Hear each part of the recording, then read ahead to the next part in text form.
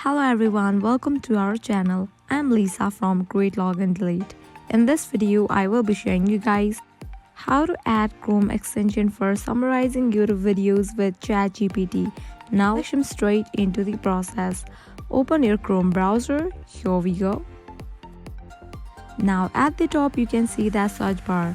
Type in there YouTube summary with ChatGPT. Now click on this link YouTube summary with ChatGPT, open it. Now you have to click on this option of add to Chrome. Click on add extension. Extension has been added to your Google Chrome. Now open a new tab and search for YouTube. Now here you can select any of the video to summarize. Here I'm gonna open this one video. After you open the video, at the top right corner you can find that option of Transcript and Summary. Now you have to click on that drop down. Over here you will find the summary of the video. You can see that.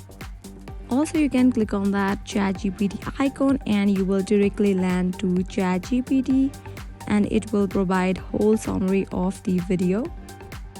This is how you add Chrome extension for summarizing YouTube videos with ChatGPT. I hope now you guys are clear about it. At the end, if you find this video helpful, make sure to like, share and subscribe to our channel. Thank you.